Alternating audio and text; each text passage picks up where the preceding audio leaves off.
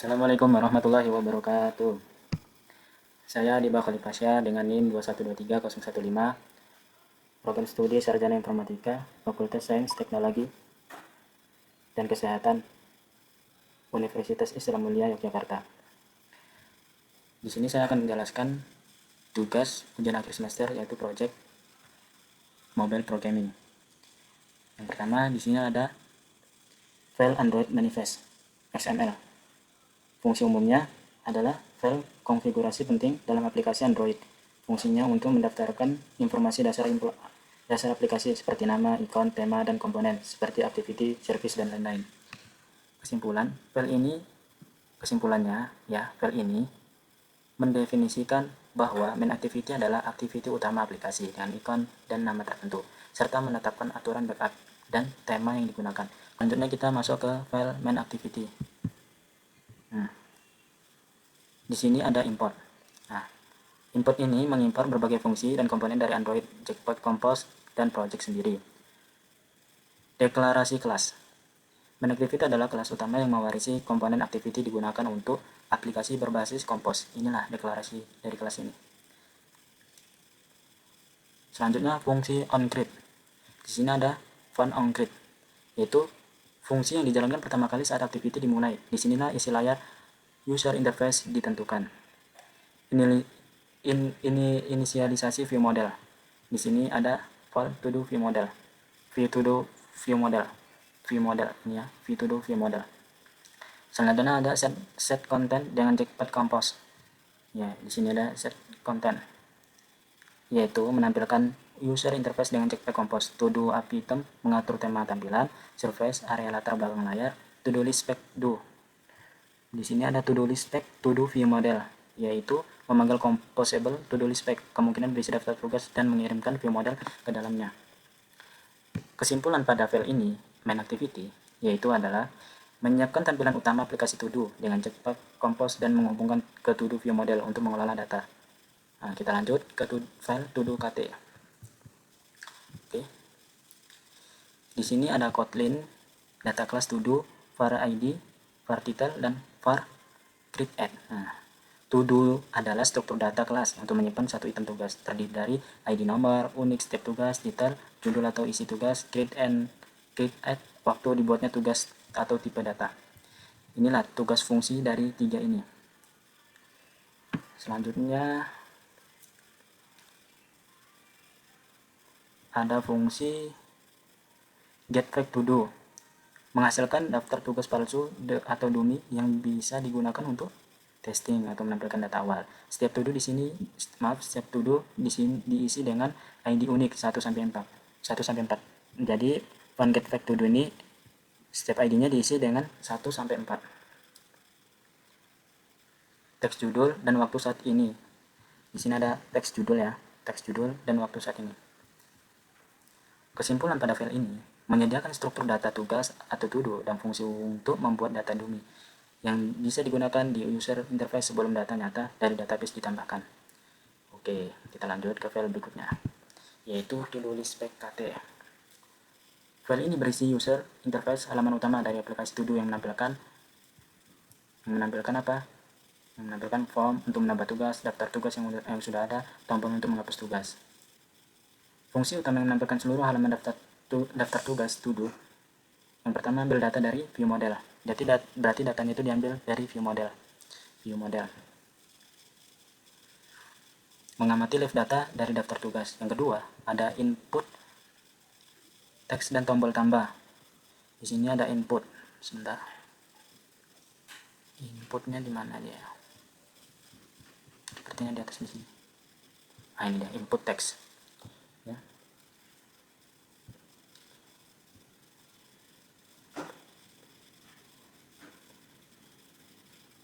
Outline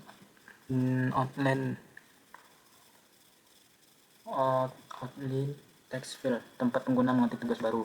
Button gunanya menambahkan tugas ke daftar lewat view model, add to do atau input text. Yang ketiga, tampilkan daftar tugas.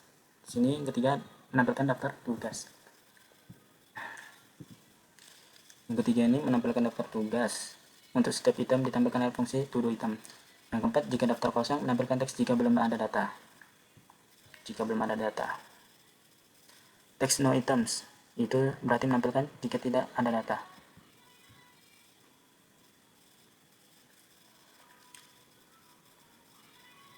Fungsi ini membuat tampilan satu item tugas. Elemen pentingnya tanggal dibuat, format waktu singkat, judul tugas. Tombol delete saat ditekan akan memanggil fungsi undelete dari parameter. Kesimpulan dari file to-do list tag KT, file ini membangun tampilan halaman utama to-do. Pengguna bisa menambah dan menghapus tugas. Jadi seperti ini ya. Di sini kita bisa menambah di kita tambah, dan hasilnya nih, dan bisa kita hapus ya, seperti itu. Setiap tugas ditampilkan dengan judul, waktu dibuat, dan tombol hapus. Ada tanggal, waktu, dan tombol hapus. Ini ya, tanggal, waktunya, ini tanggalnya ya. Oke, selanjutnya kita ke file to do manager. Fungsi umumnya to do manager adalah objek Skeleton yang berfungsi sebagai penyimpanan dan pengelola data to do secara lokal di memori, tidak pakai database. Deklarasi objek to do manager. Objek berarti hanya ada satu instance dari to do manager di seluruh aplikasi, cocok untuk mengelola data sederhana tanpa database. Daftar tugas to do list. Di sini ada Kotlin private file. Menyimpan 12 item 1, 2, 3 sampai 12. Tiap to do punya ID angka unik. ID angka uniknya ada title, nama tugas, create at, waktu dibuat. Nah, seperti yang saya jelaskan tadi, waktu dibuat, nama tugas, angka unik.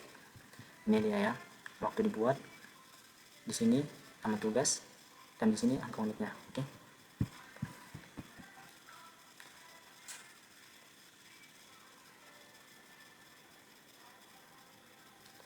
Mengembalikan seluruh daftar tugas dan fun get ini, di sini ada fun get all to do, itu mengembalikan seluruh daftar tugas.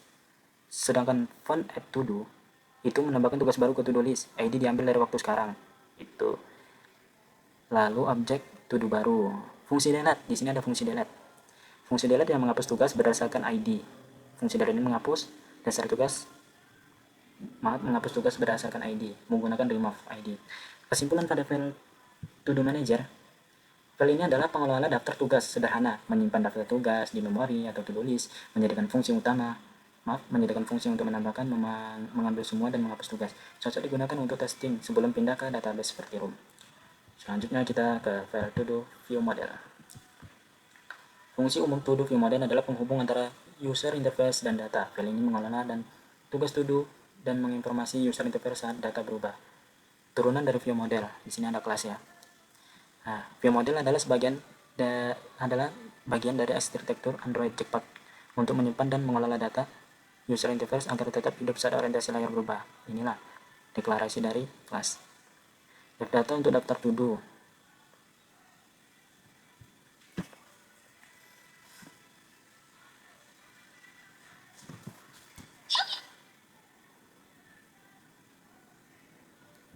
Di sini ada init get all to do, yaitu saat view model dibuat langsung mengambil semua data tugas dari to do manager. Sedangkan di sini ada fun get all to do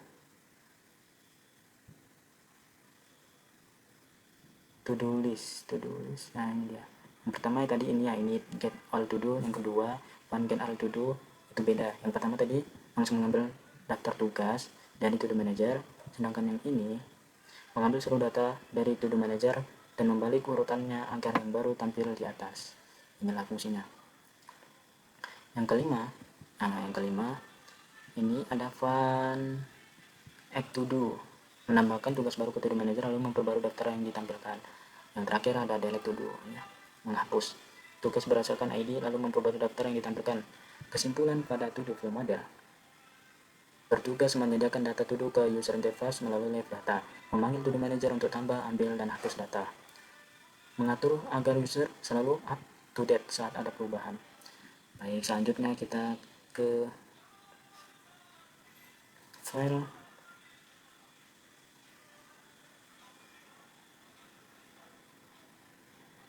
yang ini ya. Nah ya, Gradle, build Gradle KTS project to do app ya. Ya, fungsi ini bagian mendeklarasikan plugin yang akan digunakan untuk membangun aplikasi Android menggunakan Kotlin. Di sini ada ID versinya ya, versinya 8.2.0. Selanjutnya plugin untuk membuat aplikasi Android versinya menggunakan versi Gradle plugin Android 8.2.0. Di sini ada ID plugin untuk menggunakan Kotlin di project Anda. Di sini dia ID plugin untuk project yang kita lakukan 1.90.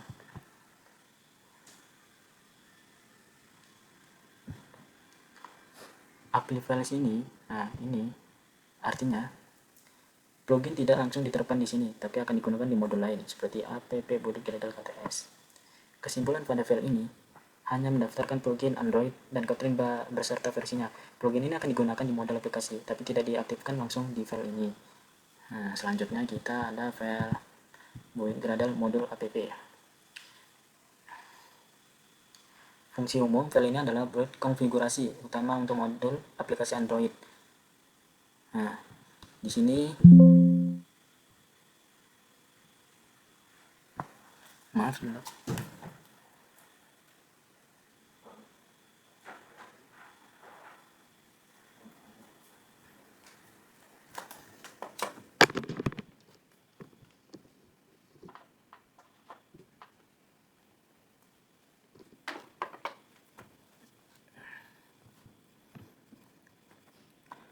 Pada file ini,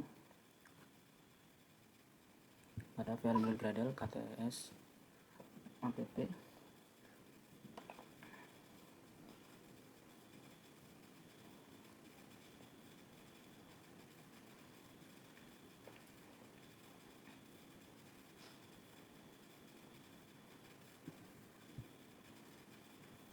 sini ada ID 2 ini ya.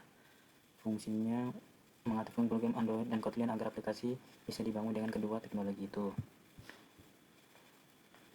Di sini ada Kotlin namespace dan compile SDK. Di sini ada application ID, min SDK, target SDK, version code, version name. Nah, namespace application identitas unik aplikasi, compile SDK, versi Android yang digunakan untuk compile API 34. Kemudian min SDK di sini minimal Android yang bisa menjalankan aplikasi API 26 Android gitu. Target SDK versi Android yang dioptimalkan. Versi target SDK-nya, version code name yaitu versi aplikasi ini. Konfigurasi lainnya vektor. Di sini ada vektor. Mana dia? Vektor.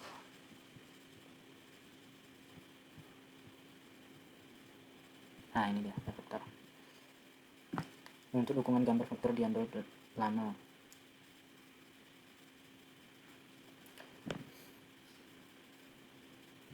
Implementasi ya. Nah ya, di sini ada implementasi ya. Untuk dukungan Kotlin, LiveScan, dan Active Compose. Semua library untuk membangun user interface dengan Active Compose material. Agar live data. Di sini adalah implementasi live data ya. Sebentar. Nah, ini dia. Nah, ini agar live data digunakan untuk dalam composable. Kesimpulan pada file ini mengatur agar aplikasi menggunakan Kotlin plus Jetpack Compose menargetkan Android API 26134 menggunakan tema material 3 mengimpor library untuk user interface, live data, dan testing. Nah, terakhir kita ada setting Gradle.